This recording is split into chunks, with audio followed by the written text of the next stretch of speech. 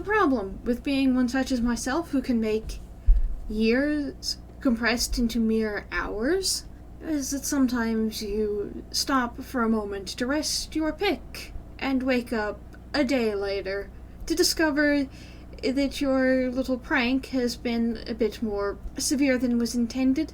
Apparently, one of my server members managed to die down in the pit before I had finished installing the connection into the labyrinth at Bedrock we have. And now my redstone privileges have been revoked until the end of the episode, and this door will stay locked. And also, this convinces me that I cannot wait to some future week, month, episode to gather the skulk that I so require to bend time. I must have it now if I am to bind myself to some mortal schedule. I need to be able to bend time. Now, through powers of scrying, I have been led to believe that there is a deep dark underneath this mesa. Well, this seemed like a very promising pit into the abyss. And oh, look at it glitter down in the darkness. Isn't it so beautiful? And it will be so helpful if I can bind myself to the schedule of mortal men and mortal women, and not have any further incidents with going to sleep and waking up several days later. Well, even if I do not get a spreader for it, this much skulk will certainly work as a vessel for time charging myself. And thank you so much, Amelia, for leading me down the path of controlled temporal anomalies. I was having far too many issues with uncontrollable temporal anomalies. I promise not to abuse this phenomenal cosmic power too much. And let's add the bucket of hand sanitizer back to my hotbar, so that if I need illumination or the quick destruction of my enemies, I have options. Right, and let's also just dispose of some of this junk deep slate. Be gone. Be gone. Did I mention be gone?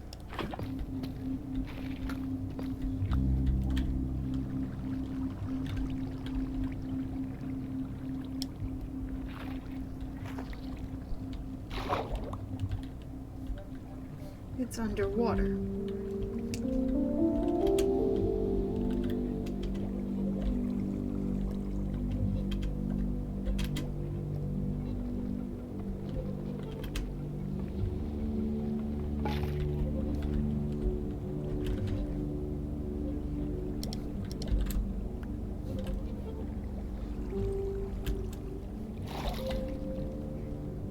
I have a skulk catalyst now, which means I have infinite skulk and never need to come back here.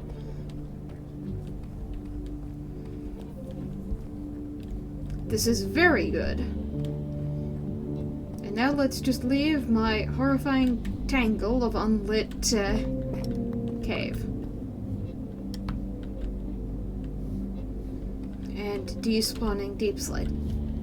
Well, this is a crime against the server, but thankfully no one else is on. So no one has to know, do they? I have an inventory problem, which means that I can no longer afford to keep procrastinating building my nether side house. How does one start a project? I know how to finish them, but starting projects was Spring's domain. What am I supposed to do? How do I clean up my inventory with this mess? What? Okay, let's clean up my inventory. Let's head to the nether and start putting in the floor for this house. I suspect that if I actually wanted to make a very good house, I might want to start with the roof and decorative shaping and all that. We're going to start with putting in the floor, because we are sane, and because Minecraft really does not like building down. It is so much easier to lay a foundation and build upwards than it is to lay out a roof and build down. Are you just making honking noises? Okay. Feel free. There is a strange entity in our lake. And I do believe my secret base is no longer secret, because I must assuredly have been seen by now by someone. Which is another good reason for me to stop procrastinating. Okay, so Amelia would like to talk to me about the waterfall. I can certainly do that. So, you have a waterfall you wish to discuss with me. Yes. So I'm thinking that it should, one, be bigger, two, kind of like, possibly be multiple waterfalls, because you got the big one, but you could, like, I kind of see multiple smaller waterfalls coming down, and it's all right behind this field here. So I'm like, oh, I need to talk to Aurora about that. Yeah. I think that I'd be fine with having multiple waterfalls coming down here, as long as we are careful not to flood out too much of the landscape. Yeah. Also, I didn't know if you wanted some of it to filter in like it is now, or if I should just dig out a layer behind all this, and then it all filters into the layer behind it so that nothing's flooded. I mean, I think I can expand the waterfall out about yay far without notably impacting. Yeah,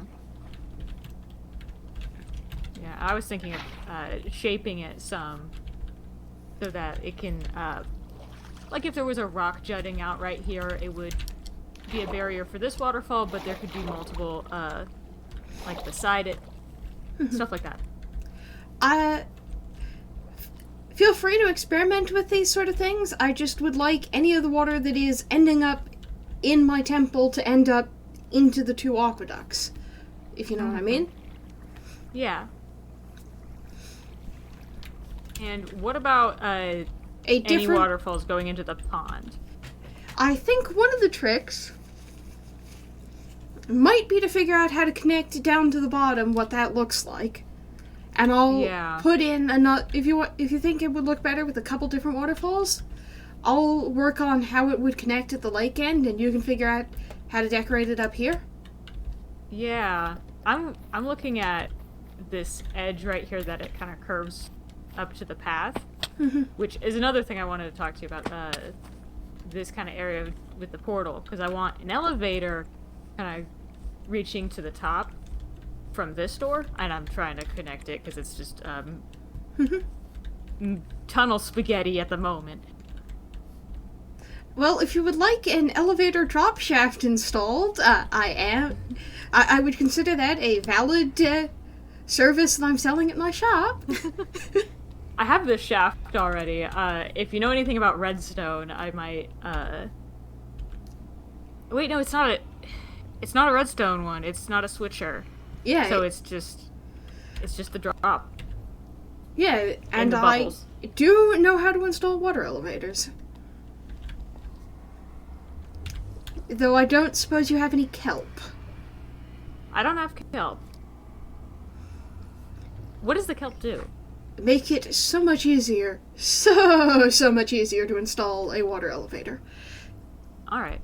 Because instead of having to manually place every single water source block up an entire column to make a continuous column of water source blocks, you just put a block of dirt, one water source block at the bottom, one water source block at the top of the column, kelp on that dirt, and pull out your bone meal. And you bone meal the kelp all the way up to the top of the column. It converts every flowing water it grows through into a full water source block. That's what I didn't do for my tower up on the hill. I had to manually place all of them, and I'm like, easier way. There is indeed an easier way. Yep. But also this staircase, I was thinking of upgrading. I love the mangrove, but maybe making it like a. I'm kind of a staircase fanatic, so I'm thinking of an elegant sort of I want to say patio staircase, but it's just that it would have like the lattice effect with all the mangrove trapdoors on the side here. I am curious to see what this is going to look like. So share with me your vision, Amelia, by making it so. Okay. So I'm thinking like three blocks wide of mangrove stairs, and then it's just so it's not like a diagonal staircase. Mangrove trapdoors along the side here, and then I guess the cherry blossom trapdoors would work really well for this, but they're not out yet. And unfortunately, we don't have artificial cherry trees either. Or, I mean, we do, but I refuse to make any more artificial cherry trees. I will just wait until the real cherry trees come along. Yeah. But part of my vision for this entire cliff face is that it kind of turns into like a bazaar. So this sort of level could be cleared out and pushed back more into the walls, so it could be like a platform just for observation, I guess. And just like pretty environments, like there could be an awning, small awning with more glowberries, make this sort of like just like a natural sort of park looking area. And so the actual shops will be higher up, but this is more just walking around. It looks pretty. Yes, I think my lake is just going to be pretty and not a shop. Yeah, of course. So, I think there is a path that I can put water in here that it will behave.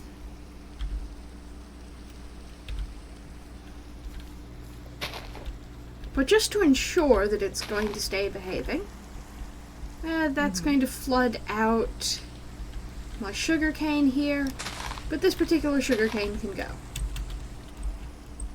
Believe that if I put a water source block here,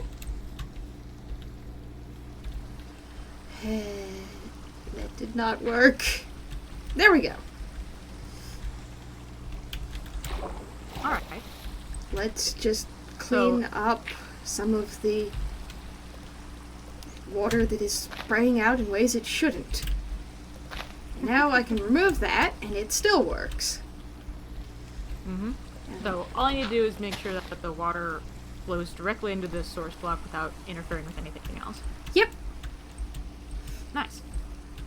So the water ends up in that source block, or it ends up in one of the channels there, and I can... And if you want to put in another one on the other side, you may want to have it disappear somewhere underground. Right.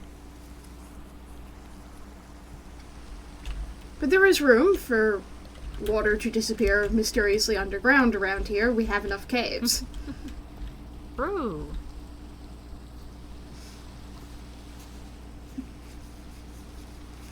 So, anything else you wish to discuss for plans for this area? No. I think that was it. Unless you had anything you wanted to talk about? Nope. Alright, thank you. I will get to continuing work on this. And I will go see if the netherwort on my roof has grown yet. Nice. I'm also working on the terraforming for the stairs up here. A lot of glowstone. Yes, that rather is. No, I like it though. I mean, yes. But I'm not funding your glowstone. No worries. No, I've got a bunch, and there's clerics at the trading hall, so... If you do need more blackstone or deep slate, let me know, though. Because I have if there's plenty, anything you need... and I don't currently have a use for them. Alright, if you need anything, I currently have a lot of dirt, but otherwise I can go material gathering if you need it. I think I'm currently fine, other than I need a bit more netherwort, which, frankly, the easiest way for me to get that is to go harvest my own shop. Yep, well... So, see you around. Yep. See you around. Thanks for helping me sort this out. And now, me and my stolen fire resistance potions are going to get somewhere in the Nether. That somewhere might be into trouble, but I'm gonna get there.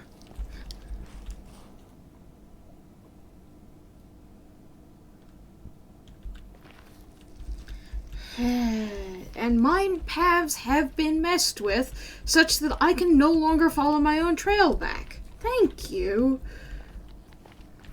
And there we go. The way is now lit back to mine own nice trail through the Nether.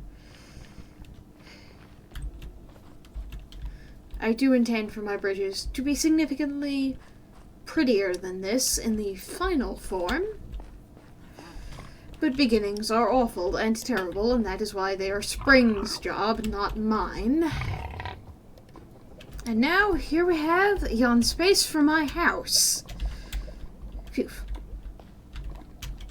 Now I want at least 2 blocks clearance from land.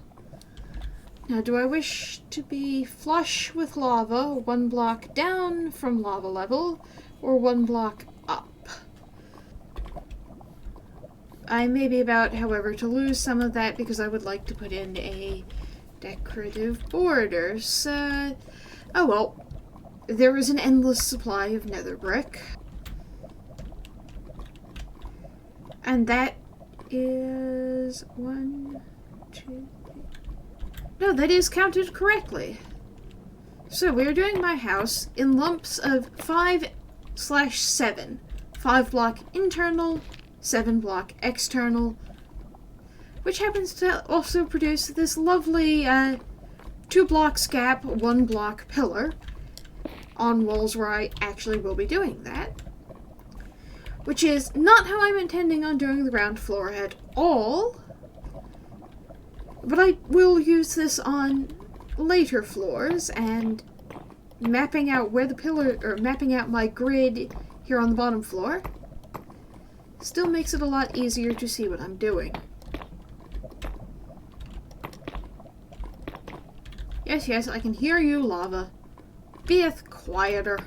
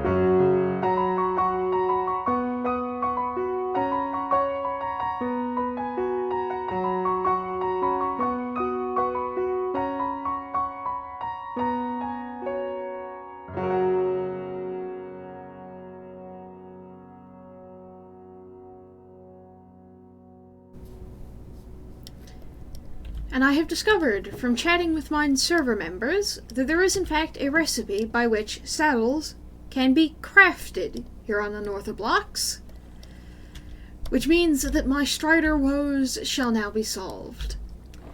I now have the ability to replace mine Striders when they are inevitably incredibly foolish. And now we head back down to my smelter array and continue smelting massive quantities of netherrack. Because I keep underestimating just how much nether brick I need. However much you think is a reasonable amount of nether brick, I need more than that. So very much more than that. And let's hold on to this collection of nether bricks for the ability to make either red nether brick or variation on nether fence.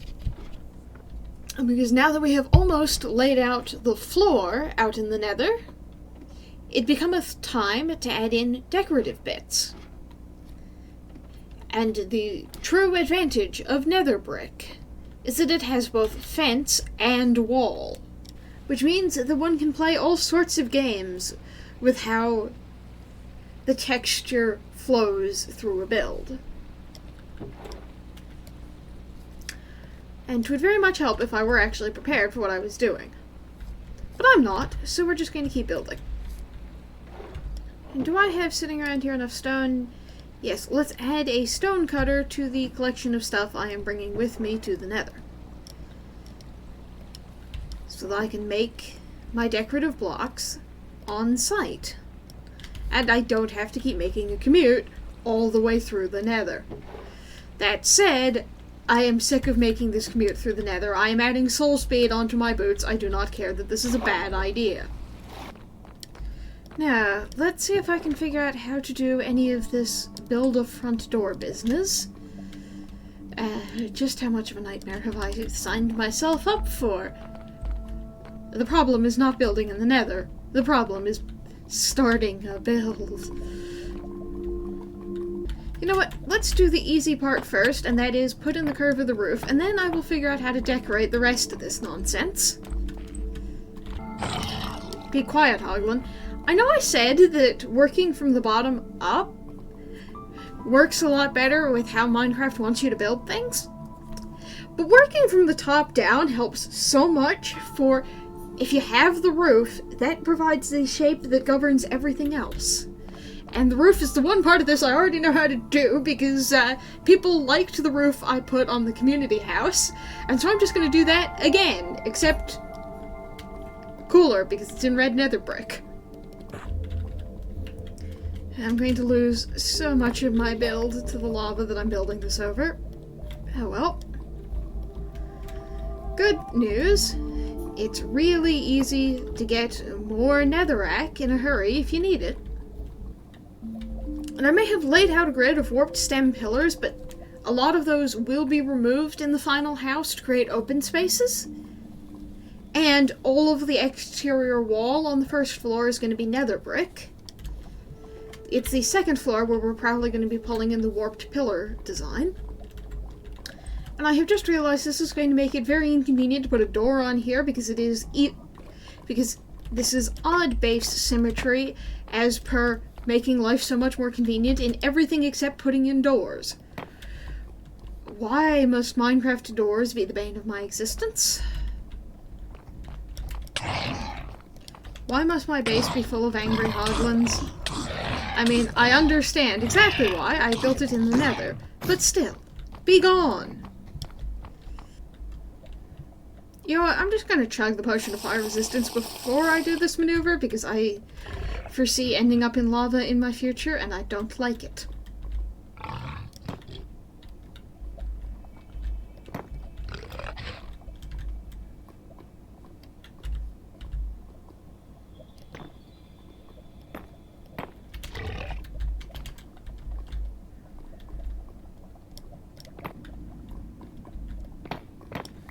And there is still, technically, one block there for me to put in a lantern. Which is as it should be. There we go. I now finally have my roof element.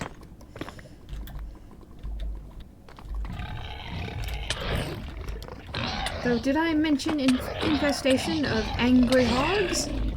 Because we have an infestation of angry hog. Apparently they do not like me eating their kin around them. But if they did not want to be eaten, they should stop being as delicious and as in my way.